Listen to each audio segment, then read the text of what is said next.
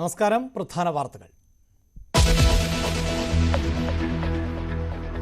അരവിന്ദ് കെജ്രിവാളിന് ഇടക്കാല ജാമ്യം. 20 ദിവസം തെരഞ്ഞെടുപ്പ് പ്രചാരണം നടത്താം. ജാമ്യം ജൂൺ 1 വരെ. രാജ്യത്തിന്റെ വിജയമെന്ന് ആം ആദ്മി പാർട്ടി.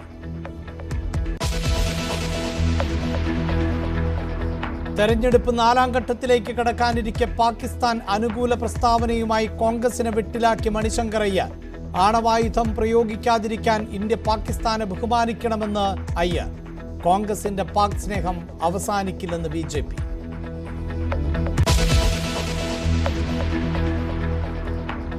CPIM-ന് ഒറ്റ അക്കൗണ്ട് മാത്രമേ ഉള്ളൂ എന്ന് MV ഗോവിന്ദൻ. ജില്ലാ കമ്മിറ്റിക്കും സംസ്ഥാന കമ്മിറ്റിക്കുമുള്ളത് ഈ അക്കൗണ്ട്. ഇടപാടുകൾ നിയമാനുസൃതം. പണം പിൻവലിച്ചത് ജില്ലാ കമ്മിറ്റിയുടെ പ്രവർത്തനത്തിന് വേണ്ടിയെന്നും CPIM സംസ്ഥാന സെക്രട്ടറി. കനത്ത മഴയ്ക്കും കാറ്റിനും സാധ്യത. 6 ജില്ലകളിൽ മുന്നറിയിപ്പ്. തിരുവനന്തപുരത്ത് താപനില ഉയരുമെന്നും കാലാവസ്ഥാ കേന്ദ്രം.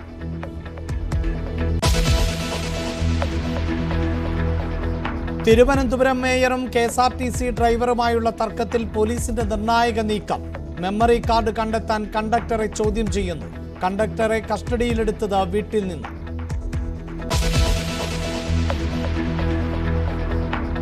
നവകേരള സദസ്സിനിടെ യൂത്ത് കോൺഗ്രസുകാരെ മർദ്ദിച്ച മുഖ്യമന്ത്രിയുടെ സുരക്ഷാ ഉദ്യോഗസ്ഥരെ ക്രൈംബ്രാഞ്ച് ചോദ്യം ചെയ്തു. ഗൺമാനെയും സുരക്ഷാ ജീവനക്കാരനെയും ചോദ്യം ചെയ്തത് സംഭവം നടന്ന 5 മാസത്തിന് ശേഷം. ഹാജരാകാൻ ആവശ്യപ്പെട്ടുവെങ്കിലും വരാത്തതിനാൽ ക്രൈംബ്രാഞ്ച് സംഘം തലസ്ഥാനത്തെത്തി.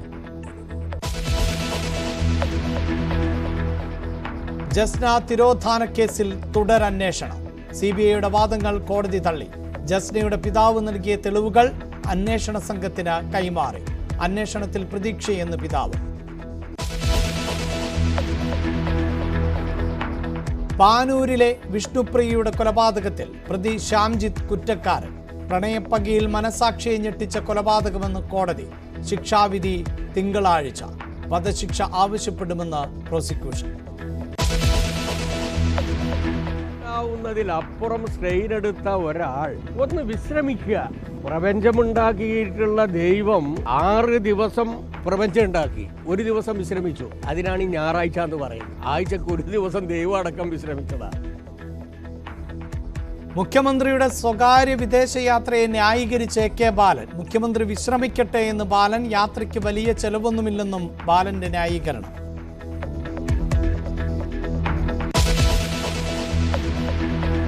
ഡൽഹി മദ്യനയ അഴിമതി കേസിൽ മുഖ്യമന്ത്രി അരവിന്ദ് കെജ്രിവാളിന് ഇടക്കാല ജാമ്യം. ജൂൺ 1 വരെ സുപ്രീം കോടതി ജാമ്യം അനുവദിച്ചു. ദീപാങ്കർ ദത്തായുടെ ഉൾപ്പെടെയുള്ള ബെഞ്ചാണ് ജാമ്യം നൽകിയത്.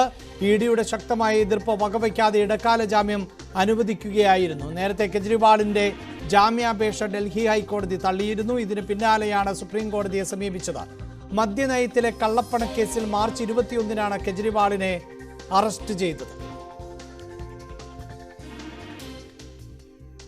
कोर्ट ने प्रोनाउंस किया, उसमें कोर्ट ने कहा कि अरविंद केजरीवाल जी को 20 दिन के लिए इंटरिम बेल दी जा रही है 2 जून तक, और कोई कैंपेनिंग के ऊपर कोई रिस्ट्रिक्शन नहीं है. वो क्या कह सकते हैं या क्या नहीं कह सकते हैं, उस पर कोई रिस्ट्रिक्शन इम्पोज नहीं की गई है. जबकि जब ऑर्डर भी प्रोनाउंस किया जा रहा था तब भी ED ने रिक्वेस्ट किया कि कोई रिस्ट्रिक्शन डाली जाए, लेकिन कोई रिस्ट्रिक्शन नहीं दी गई है. और 2 जून को उन्हें 2 जून तक की ये मोहलत दी गई है इंटरिम बेल की. अब मैं अंग्रेजी में बोलता हूं. आज से लागू होगी. और अभी जितना ओरली बोला गया है, ओरली ऑर्डर में और कोई कंडीशन नहीं है, लेकिन हमें लिखित ऑर्डर देखना होगा कि और कोई कंडीशन है या नहीं है. पहली बात. दूसरी बात, इस ऑर्डर जब ये अपलोड हो जाएगा और अवेलेबल हो जाएगा, इसके बेसिस पे ट्रायल कोर्ट रिलीज का ऑर्डर पास करेगा. हम कोशिश करेंगे कि जल्द से जल्द आज ही हो जाए. वो हमारी कोशिश रहेगी कि अरविंद जी आज ही रिलीज हो जाए, वो जल्द से जल्द रिलीज हो जाए और आज ही रिलीज हो जाए. इंग्लिश में today at 2 PM the bench in court 2 assembled for this matter, and it pronounced a very short oral order. We have not yet seen the written order, which will be uploaded in the course of the day, as we understand.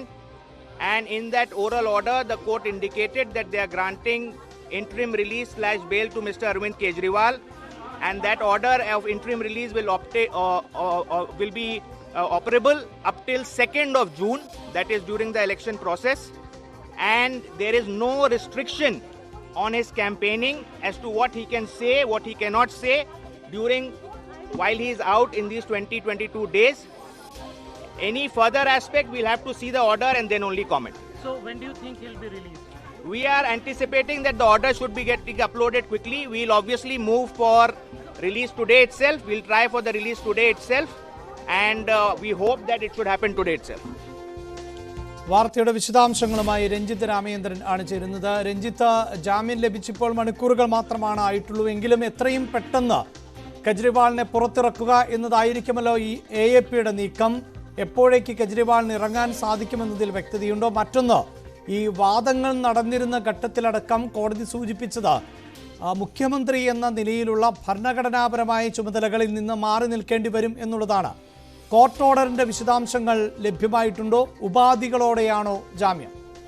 ചില ഉപാധികൾ തീർച്ചയായും ഈ ജാമ്യവുമായി ബന്ധപ്പെട്ട് ഇപ്പോൾ പുറത്തു വരുന്നുണ്ട് അഭിലാഷ. അതിൽ പ്രധാനപ്പെട്ട ഒന്ന്, സെക്രട്ടേറിയറ്റിലോ അല്ലെങ്കിൽ PMO ഓഫീസിലോ CMO ഓഫീസിലോ അദ്ദേഹത്തിന് പോകാൻ സാധിക്കില്ല എന്നുള്ളത് വളരെ പ്രധാനപ്പെട്ട ഒരു ഉപാധിയാണ്. അതായത് മുഖ്യമന്ത്രിയായുള്ള ചുമതലകളൊന്നും വഹിക്കാൻ കെജ്രിവാളിന് സാധിക്കില്ല എന്നുള്ളത് ഈ ഉപാധികളിൽ ഒന്നാണ്.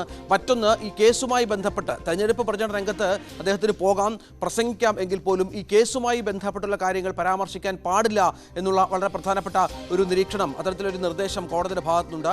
മറ്റൊന്ന്, ഈ കേസിലുള്ള സാക്ഷികളുമായി ഒരു തരത്തിലും കെജ്രിവാളിന് സംസാരിക്കാനോ അവരോട് ബന്ധപ്പെടാനോ അദ്ദേഹം ശ്രമിക്കരുത് എന്ന കർശനമായ ഉപാധിയും ഇതുമായി ബന്ധപ്പെട്ട് കോടതി മുന്നോട്ട് വെച്ചിട്ടുണ്ട്. നമുക്കറിയാവുന്ന പോലെ ജൂൺ 1 വരെയാണ് കെജ്രിവാളിന് ഇടക്കാല ജാമ്യം അനുവദിച്ചിരിക്കുന്നത്.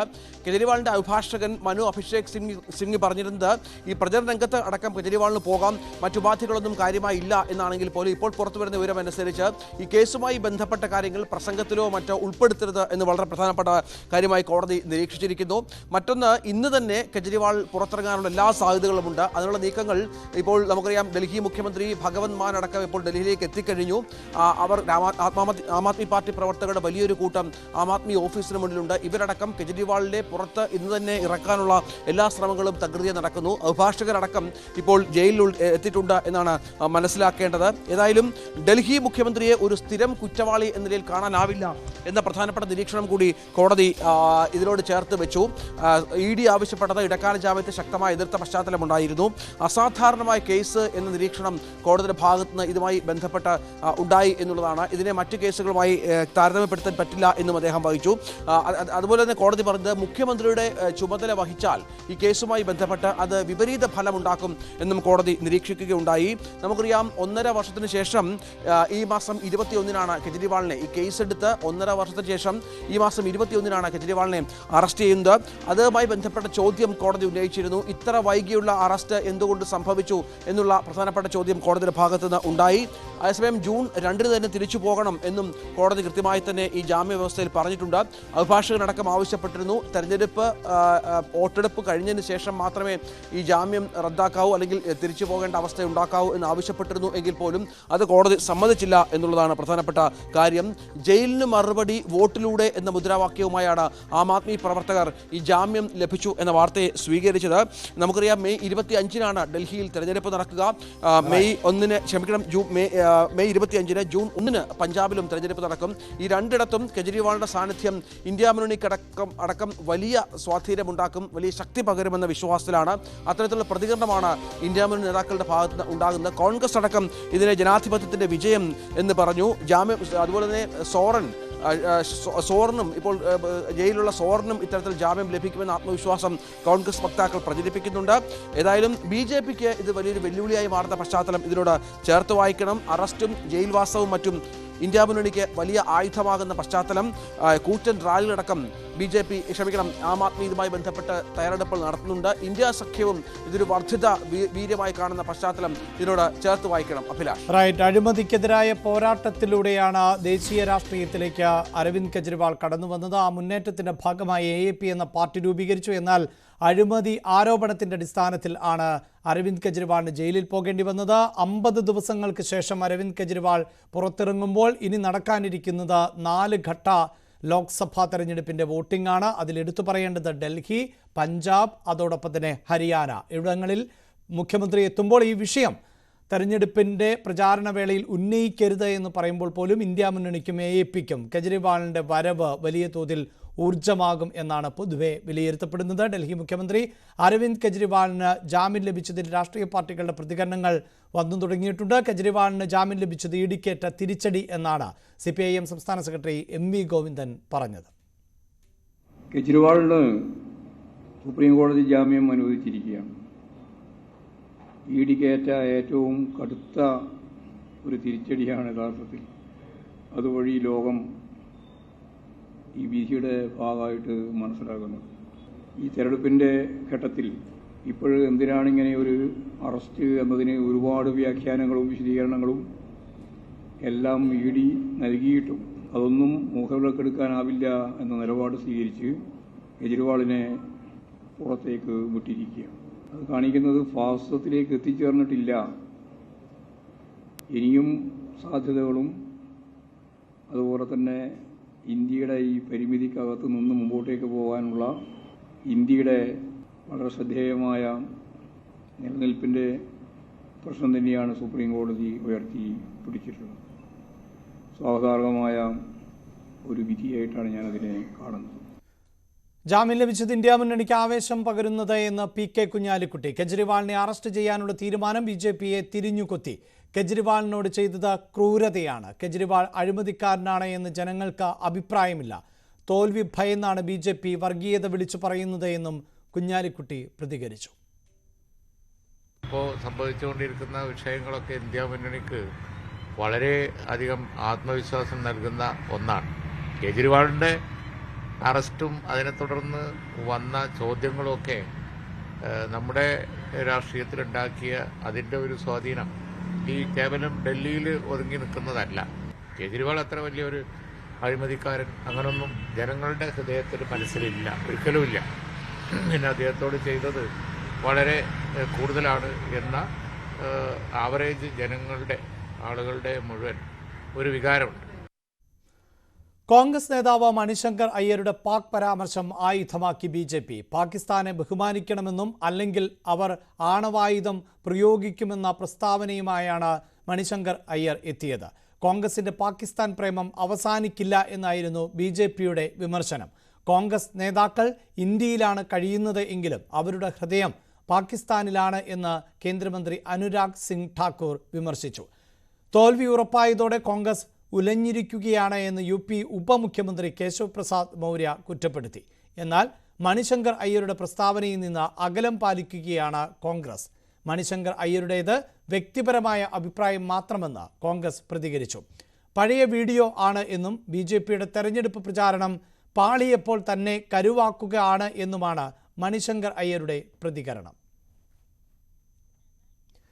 CPIMന് ഒറ്റ അക്കൗണ്ട് മാത്രമേ ഉള്ളൂ എന്ന് MV ഗോവിന്ദൻ.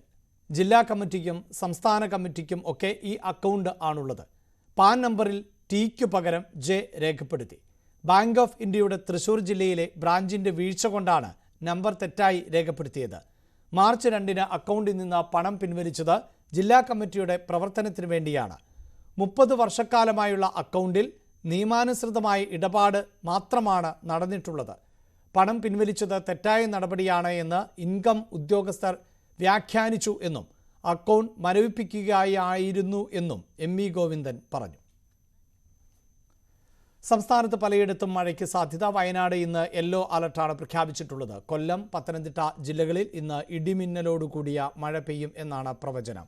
നാളെ പത്തനംതിട്ട, ഇടുക്കി ജില്ലകളിൽ യെല്ലോ അലർട്ട് പ്രഖ്യാപിച്ചിട്ടുണ്ട്.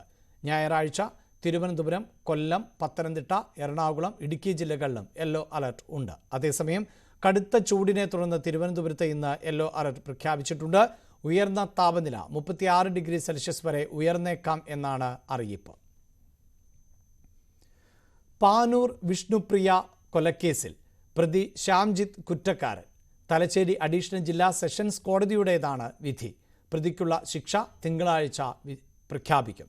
2022 ഒക്ടോബർ 22-നാണ് പ്രണയാഭ്യർത്ഥന നിരസിച്ചതിന് പ്രതി ശ്യാംജിത്ത് വിഷ്ണുപ്രിയയെ വീട്ടിൽ കയറി കുത്തിക്കൊലപ്പെടുത്തിയത്. ആ വിധിയിൽ വളരെയധികം സന്തോഷമുണ്ട്. പോലീസിൻ്റെ അന്വേഷണത്തിൽ പ്രത്യേകം സന്തോഷം രേഖപ്പെടുത്തുകയാണ്.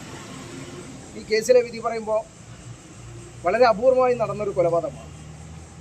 ഈ കൊലപാതകത്തിൽ ഇയാളാണ് കൊലപാതകം നടത്തിയത് എന്ന് എല്ലാ ശാസ്ത്രീയ തെളിവുകളും കോടതി മുമ്പാകെ അവതരിപ്പിക്കാനും അത് കോടതി അംഗീകരിക്കുകയും ചെയ്തു. അന്നേ ദിവസം ഇദ്ദേഹം ഈ വിഷ്ണുപ്രിയ എന്ന് പറയുന്ന 23 വയസ്സ് പ്രായമുള്ള ഒരു പെൺകുട്ടി മുമ്പ് ഇദ്ദേഹത്തുമായിട്ടുള്ള സൗഹൃദത്തിൻ്റെ ഭാഗമായിട്ട് പല ഫോൺ കോളുകളും ഉണ്ടായിരുന്നു. പ്രതിയുടെ ഭാഗത്തു നിന്നുണ്ടായ പിന്നീടുണ്ടായ സ്വഭാവ ദൂഷ്യത്തെ തുടർന്ന് ആ കുട്ടി ബന്ധം അവസാനിപ്പിക്കുകയാണ് ചെയ്തത്. അതിൻ്റെ പ്രതികാരം എന്ന നിലയിലാണ് ഈ കൊലപാതകം നടത്തിയത് എന്നാണ് പ്രോസിക്യൂഷൻ കേസ്. അദ്ദേഹത്തിന് പരമാവധി ശിക്ഷ കൊടുക്കണമെന്നാണ് പ്രോസിക്യൂഷൻ്റെ ഭാഗത്തു നിന്ന് ഞാൻ അവതരിപ്പിച്ചിട്ടുള്ളത്. കാരണം പ്രോസിക്യൂഷൻ എപ്പോഴൊക്കെ കൊലപാതകത്തിന് ഈ ഡെത്ത് പണിഷ്മെൻറ്റ് കൊടുക്കണമെന്ന് നമ്മുടെ ബഹുമാനപ്പെട്ട സുപ്രീം കോടതി പലതവണ വ്യക്തമായിട്ടുണ്ട്. അതിൻ്റെ ഗൈഡ് ലൈൻസ് ഒക്കെ വെച്ചിട്ടാണ് ഇന്ന് വാദം നടത്തിയത്. പ്രോസിക്യൂഷനെ സംബന്ധിച്ച് ഈ പ്രതി മൃഗീയമായ കൊലപാതകം വെറും ഒരു കൊലപാതകമല്ല. നമ്മുടെ നാട്ടിലെ പെൺകുട്ടികൾക്ക്, ടീനേജ് ആയിട്ടുള്ള പെൺകുട്ടികൾക്ക് അവരുടെ സ്വാതന്ത്ര്യം, അവരുടെ അഭിപ്രായ സ്വാതന്ത്ര്യവും സ്നേഹിക്കാനുള്ള സ്വാതന്ത്ര്യവും ഇത്തരം പ്രതികളുടെ മുമ്പിൽ ഒരിക്കലും പണയം വെക്കാൻ പാടില്ല എന്നുള്ള ഒരു കാഴ്ചപ്പാടാണ് പ്രോസിക്യൂഷനുള്ളത്. ഇത് പെൺകുട്ടികൾക്ക് വേണ്ടിയുള്ള ഒരു വിധിയായി ഞാൻ കണക്കാക്കുകയാണ്. കേരളത്തിലെ സഹോദരിമാർക്കുള്ള വിധി അവർക്ക് വേണ്ടി ഞാൻ സമർപ്പിക്കുകയാണ്. ഇടവേള.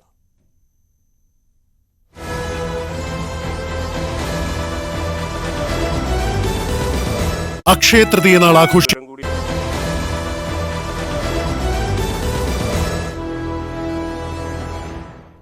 ജസ്ന തിരോധാന കേസിൽ തുടരന്വേഷണം പ്രഖ്യാപിച്ച കോടതി. തിരുവനന്തപുരം CJM കോടതിയാണ് ഉത്തരവിട്ടത്. ജസ്നയുടെ പിതാവിന്റെ ഹർജിയിൽ ആണ് നടപടി. ജസ്നയുടെ പിതാവിന്റെ ആവശ്യം അംഗീകരിച്ചാണ് CJM കോടതി ഇപ്പോൾ തുടരന്വേഷണത്തിന് ഉത്തരവിട്ടിരിക്കുന്നത്. എന്തെങ്കിലും തെളിവുകൾ ഉണ്ടെങ്കിൽ മുദ്രവെച്ച കവറിൽ സമർപ്പിക്കാൻ നേരത്തെ ആവശ്യപ്പെട്ടിരുന്നു. ഇതിന്റെ അടിസ്ഥാനത്തിൽ ജസ്നയുടെ പിതാവ് അജ്ഞാത സുഹൃത്തിനെയും അതോടൊപ്പം തന്നെ ജസ്ന വ്യാഴാഴ്ചകളിൽ പ്രാർത്ഥനയ്ക്ക് പോയിരുന്ന ആരാധനാലയത്തെയും കുറിച്ചുള്ള വിവരങ്ങൾ കൈമാറി. നേരത്തെ ഈ വിവരം CBIക്ക് കൈമാറാത്തത്, അങ്ങനെ ആ അന്വേഷണവുമായി CBI മുന്നോട്ട് പോയാൽ ഈ അജ്ഞാത സുഹൃത്ത് തെളിവുകൾ നശിപ്പിക്കാനിടയുണ്ട് എന്നൊരു കാര്യമാണ് ജസ്നയുടെ പിതാവ് ചൂണ്ടിക്കാട്ടിയത്. ഈ തെളിവുകൾ പരിശോധിക്കുകയും കേസ് ഡയറി ജഡ്ജി വിളിച്ചു വരുത്തുകയും ചെയ്തിരുന്നു. ഇതുവരെയുള്ള അന്വേഷണം പുരോഗതി അല്ലെങ്കിൽ അന്വേഷണം ക്ലോഷർ റിപ്പോർട്ട് നൽകുമ്പോൾ എന്തൊക്കെ ഫൈൻഡിംഗ് ആണ് ഉള്ളത് എന്ന കാര്യം കോടതി പരിശോധിച്ചു. ഈ തെളിവുകളുമായി കണക്ട് ചെയ്യുന്ന കാര്യങ്ങൾ ഇല്ല എന്ന് കണ്ടെത്തിയതിന്റെ അടിസ്ഥാനത്തിലാണ് ഇപ്പോൾ തുടരന്വേഷണത്തിന് ഉത്തരവിട്ടിരിക്കുന്നത്. ജസ്നയുടെ രക്തം പുരണ്ട വസ്ത്രം അത് ജസ്നയുടെ മുറിയിലുണ്ടായിരുന്നു എന്ന പിതാവിന്റെ മൊഴി, അത് പക്ഷേ ഇതുവരെ കണ്ടെത്താനായിട്ടില്ലെന്ന ഒരു നിലപാടാണ് CBI സ്വീകരിച്ചിരിക്കുന്നത്. അതോടൊപ്പം തന്നെ ഈ പുതിയ തെളിവുകളുമായി കൂട്ടിച്ചേർത്ത് അത്തരത്തിലുള്ളൊരു അന്വേഷണം, അതിനുള്ള സാധ്യതയും CBI ഇനി തേടും. നേരത്തെ തന്നെ കൂടുതൽ തെളിവുകൾ ഉണ്ടെങ്കിൽ അന്വേഷണം നടത്തുന്നതിന് തടസ്സമില്ലെന്ന് CBI വ്യക്തമാക്കിയിരുന്നു. ജസ്ന ജീവിച്ചിരിപ്പില്ല എന്ന ഒരു സൂചന നൽകിക്കൊണ്ടാണ് CBIയുടെ ക്ലോഷർ റിപ്പോർട്ട് പോയത്. അതോടൊപ്പം തന്നെ ജസ്നയുടെ പിതാവും ജസ്ന ജീവിച്ചിരിപ്പുണ്ട് എന്ന കാര്യത്തിൽ സംശയം പ്രകടിപ്പിച്ചിരുന്നു. എങ്കിലും മകളുടെ തിരോധാനവുമായി ബന്ധപ്പെട്ട് സുപ്രധാനമായ തെളിവുകൾ കേന്ദ്രീകരിച്ചുള്ള അന്വേഷണം വേണമെന്ന ആവശ്യമാണ് ജസ്നയുടെ പിതാവ് ഉന്നയിച്ചതും കോടതി അത് അംഗീകരിച്ചതും. V Vinod, news 18 Thiruvananthapuram. തുടരന്വേഷണത്തിൽ നല്ല പ്രതീക്ഷയുണ്ടെന്ന ജസ്നയുടെ പിതാവ് ജെയിംസ്. CBI അന്വേഷണത്തിൽ വീഴ്ചയില്ല, 2 പേരെയാണ് സംശയം. ജസ്നയെ അപായപ്പെടുത്തിയെന്നാണ് സംശയിക്കുന്നത്. തന്റെ അന്വേഷണത്തിൽ കണ്ടെത്തിയ തെളിവുകൾ കോടതിക്ക് കൈമാറിയിട്ടുണ്ട് എന്നും ജെയിംസ് പറഞ്ഞു. വിധി പ്രതീക്ഷിച്ച് തന്നെയായിരുന്നു. എന്ന് വെച്ചാൽ ഒരു തുടരന്വേഷണം വേണമെന്ന് പറഞ്ഞാൽ ഒരു പെറ്റീഷൻ കൊടുക്കുമ്പോൾ കോടതി എന്തായാലും അതിന് അനുകൂലമായിട്ട് വിധിക്കുമെന്ന് എനിക്ക് പ്രതീക്ഷ ഉണ്ടായിരുന്നു. എന്തായാലും വിധി സ്വാഗതാർഹമാണ്, സന്തോഷമുണ്ട്. CBIയുടെ SPDയിലെ ഞാനത് രഹസ്യ ഫയലുകൾ കൊടുക്കാവുന്ന കോടതിയിൽ ഞങ്ങൾ വെച്ചിട്ടുണ്ട്. അപ്പോൾ പത്രക്കാർക്കോ ഒന്നും പെട്ടെന്ന് കിട്ടണമെന്നില്ല. കോടതിയിൽ ഞങ്ങൾ വെച്ചിരിക്കുന്നത് അതീവ രഹസ്യമായിട്ട് CBIയുടെ SPയെ തന്നെ ഏൽപ്പിക്കണം. അവർ നിർദ്ദേശിക്കുന്ന രീതിയിൽ തന്നെ ആയിരിക്കണം അന്വേഷണം. നമ്മളൊരു സംശയത്തിൻ്റെ നേരിൽ ഒരാളെ തെളിയുന്നവരെ നമ്മൾ ഉദ്ദേശിക്കുന്ന ആളെ തെളിയുന്നവരെ നമ്മൾ ആ രീതിയിൽ തന്നെ ചിന്തിക്കണം. അതുകൊണ്ട് അങ്ങനെ തന്നെയാണ് പറഞ്ഞിരിക്കുന്നത്. മാഡത്തിൻ്റെ മാത്രമേ കയ്യിലേ കൊടുക്കുകയുള്ളൂ, SPയുടെ കയ്യിൽ മാത്രമേ കൊടുക്കുകയുള്ളൂ. അവർ നിർദ്ദേശിക്കുന്ന രീതിയിൽ മാത്രമേ അന്വേഷണം നടക്കുകയുള്ളൂ. ഓരോ ദിവസമുള്ള വാർത്തകളൊന്നും അന്നേരം ചാനലിൽ വരണമെന്നില്ല. അങ്ങനെ ഞാൻ നിർബന്ധം പറഞ്ഞിട്ടുണ്ടായിരുന്നു. വീഴ്ചയായിട്ട് തോന്നുന്നില്ല. അത് എല്ലാവരെയും ചോദ്യം ചെയ്തങ്ങ് പോകും. അത് പോയിൻ്റ് ചെയ്ത് കൃത്യമായി ഇച്ചിരൂടെ സൂചന വെച്ച് അവർക്ക് അന്വേഷിക്കാൻ പറ്റിയില്ല. അവർക്ക് ഞാനിവിടെ കൂടിയായിരിക്കുമല്ലോ. എൻ്റെ സൂചന വെച്ച് ഞാൻ അവരുമായിട്ട് സംസാരിച്ച് അവർക്ക് വേണ്ട സപ്പോർട്ടുകൾ എന്നെക്കൊണ്ട് പറ്റുന്നത് ഞാൻ ചെയ്തു കൊടുക്കും. അപ്പോൾ തീർച്ചയായിട്ടും അത് ഫലം കണ്ടെത്തുമെന്നാണ് എൻ്റെ വിചാരം. പലരും വഴിതെറ്റിക്കാൻ ശ്രമിച്ചെങ്കിൽ പോലും നമുക്ക് നമ്മുടെ ആവശ്യമെന്ന് പറഞ്ഞാൽ നമ്മുടെ കൊച്ചിനെക്കുറിച്ച് എല്ലാം ഇപ്പം തന്നെ കേരളം മൊത്തം ഒറ്റുനോക്കുന്ന, മലയാളി സമൂഹം മൊത്തം ഒറ്റുനോക്കുന്നൊരു സംഭവമാണ് ജസ്നയുടെ മിസ്സിംഗ് കേസ്. അപ്പോൾ അതിന് എന്തെങ്കിലും ഒരു അവസാനം ഉണ്ടാകണം, അതിനുവേണ്ടിയാണ് ഞാൻ ശ്രമിച്ചത്. മേയർ KSRTC ഡ്രൈവർ തർക്കത്തിൽ കണ്ടക്ടർ സുബിനെ പോലീസ് ചോദ്യം ചെയ്തു. കണ്ടക്ടർ CCTV പരിശോധിക്കുന്ന ദൃശ്യങ്ങൾ കണ്ടതിനാൽ ആയിരുന്നു ചോദ്യം ചെയ്യാൻ.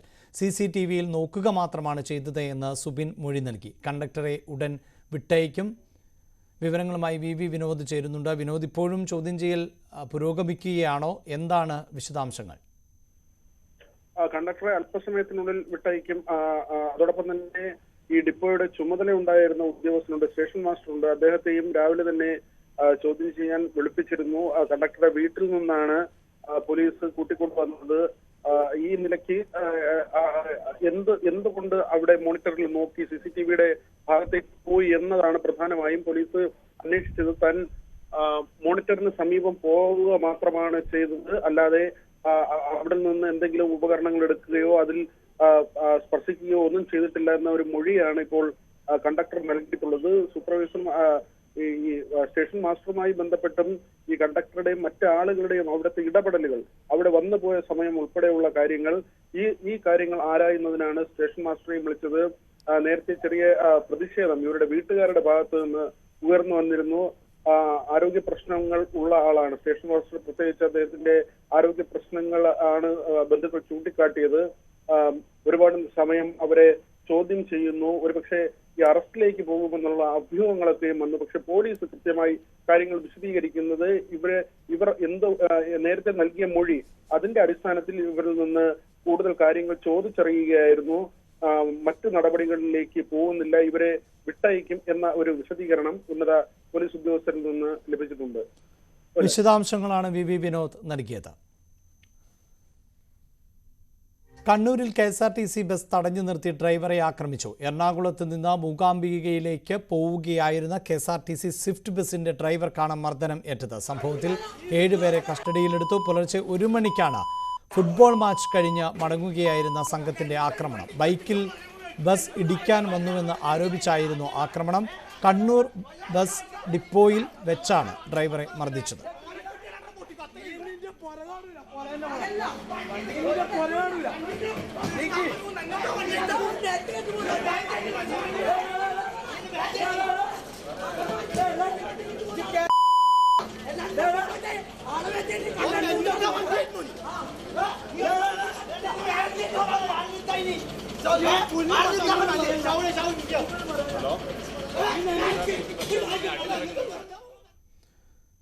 നവകേരള യാത്രയ്ക്കിടെ ആലപ്പുഴയിൽ കോൺഗ്രസ് പ്രവർത്തകരെ മർദ്ദിച്ചുവെന്ന കേസിൽ മുഖ്യമന്ത്രിയുടെ ഗൺമാനെയും സുരക്ഷാ ഉദ്യോഗസ്ഥരെയും പോലീസ് ചോദ്യം ചെയ്തു. ഗൺമാൻ അനിൽ കല്ലിയൂർ, സുരക്ഷാ ഉദ്യോഗസ്ഥൻ സന്ദീപ് എന്നിവരെയാണ് ചോദ്യം ചെയ്തത്.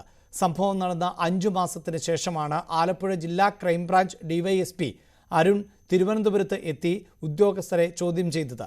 അതീവ രഹസ്യമായിട്ടായിരുന്നു ചോദ്യം ചെയ്യൽ. സൗത്ത് സ്റ്റേഷനിൽ ഹാജരാകാൻ ആവശ്യപ്പെട്ടിരുന്നുവെങ്കിലും എത്തിയിരുന്നില്ല. കേസിൽ അറസ്റ്റ് നടപടികൾ അടക്കം പൂർത്തിയാക്കാൻ പോലീസിന് കഴിഞ്ഞില്ല.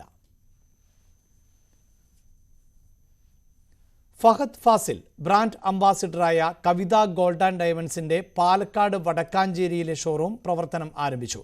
കവിത gold and diamonds chairman TP Rajagopal ഉദ്ഘാടനം നിർവഹിച്ചു.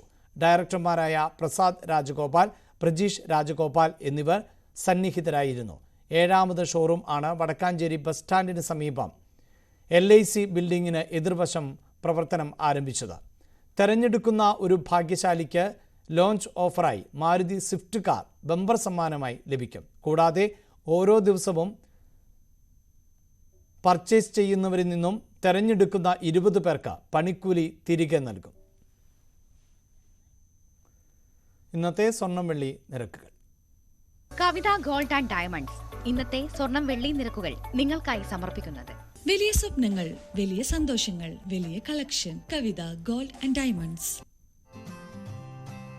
സ്വർണം 22 ക്യാരറ്റ് ഗ്രാമിന് 6700 രൂപ, പവന് 53600. 18 ക്യാരറ്റ് ഗ്രാമിന് 5575, പവന് 44600. വെള്ളി ഗ്രാമിന് 88, കിലോഗ്രാമിന് 88,000 രൂപ. കവിത ഗോൾഡ് ആൻഡ് ഡയമണ്ട്സ് ഇന്നത്തെ സ്വർണം വെള്ളി നിരക്കുകൾ നിങ്ങൾക്കായി സമർപ്പിക്കുന്നത്. വലിയ സ്വപ്നങ്ങൾ, വലിയ സന്തോഷങ്ങൾ, വലിയ collection. Kavitha gold and diamonds. News updates പൂർണ്ണമാകുന്നു. നമസ്കാരം.